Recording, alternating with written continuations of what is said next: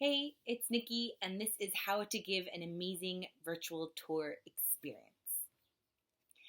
If I asked you who the star of the show is on a tour, would you answer A, the tour guide, or B, the guests? The average traveler might assume A, tour guide, right? They're the ones in front of everyone, entertaining, educating. However, amazing guides know that the true answer is B, the guests. The guests are the star of the show. So, when a very physical wall of a computer screen and distance is put between the guide and the guest, it makes it very hard to make the guests stars, right? In fact, it makes everything you knew about being a spectacular tour guide no longer totally relevant.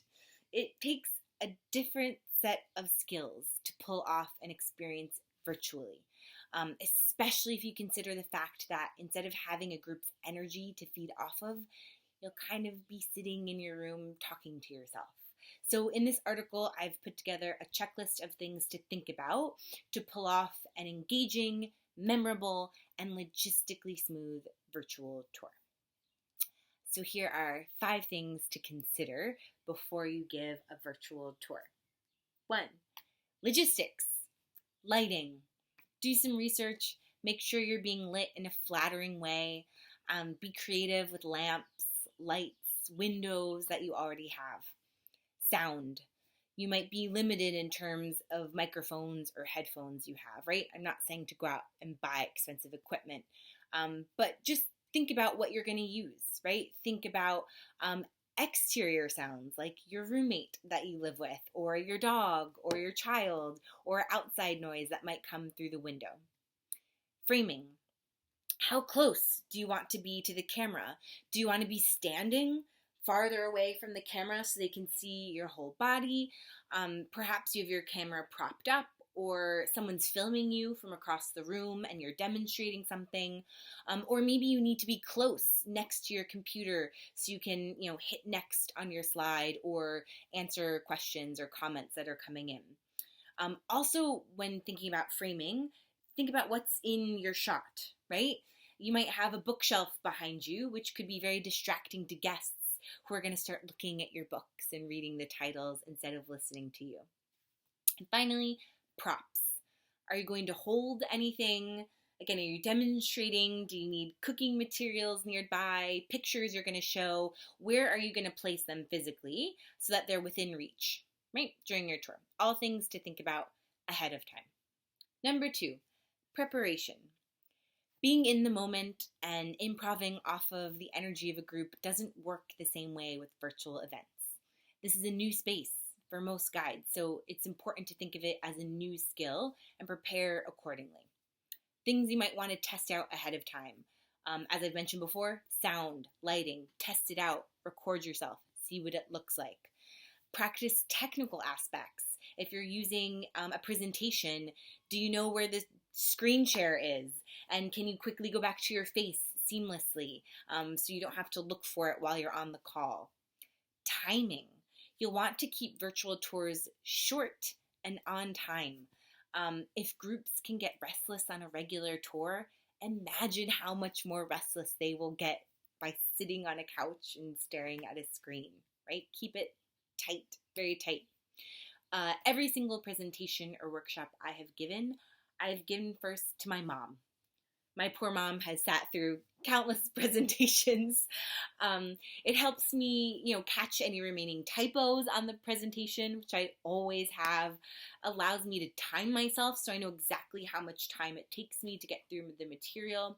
I'll also often realize that something I'm saying is clunky or confusing or repetitive, right? It gives me just a practice session, which then gives me the extra boost of confidence, knowing I've gone above and beyond to prepare.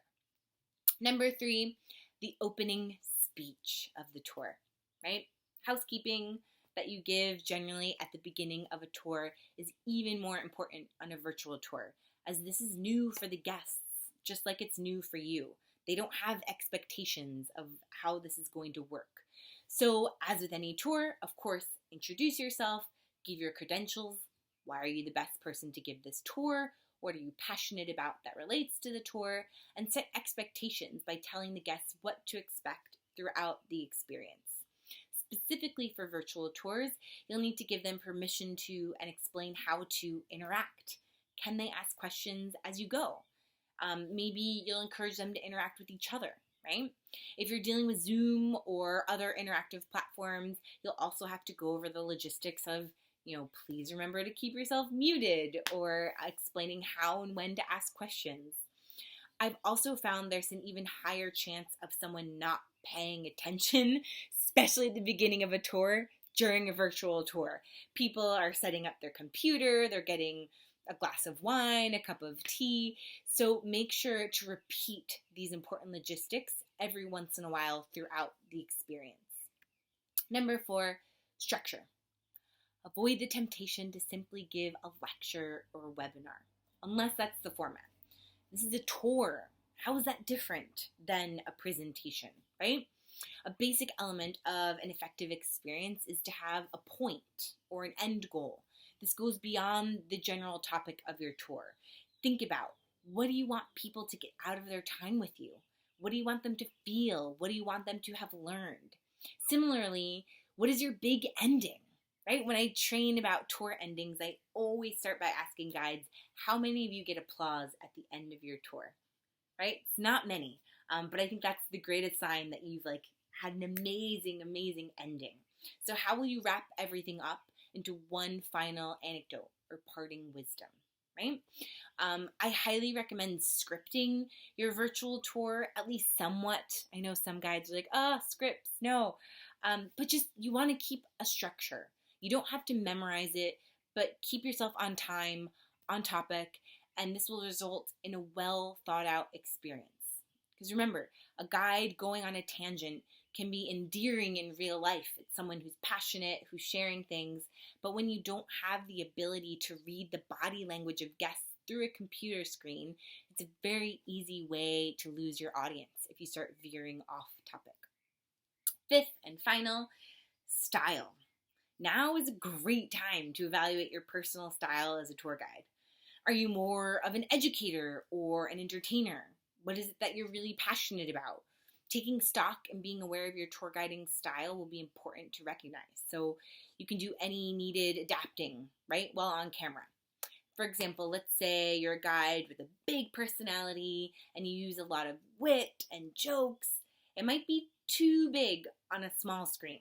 Right? So in this case, that might then mean you choose to frame your whole body, right? And stand back from the camera to accommodate this. Think about other things that you typically do during a tour that you might have to be creative to recreate online. For example, if you always connect guests with each other during the tour, how can you do that through the comment section of a Facebook Live? You'll also want to think about interaction, which is a great, great way to make virtual experiences more engaging and less seminar-like. It could be something as simple as having people comment where they're from at the beginning, or have them answer questions or do trivia during the experience, right? And just sort of as a caveat side note, you'll have to think back to logistics in order to make your experience interactive, right? So again, when you're prepping for this, do you have the ability to look at comments as you talk? What if someone is filming you or the camera is far away? How will you then answer questions? Can you hold another device closer to you so you can look at them? Just one more thing to add into the preparation, and this will make an amazing virtual experience.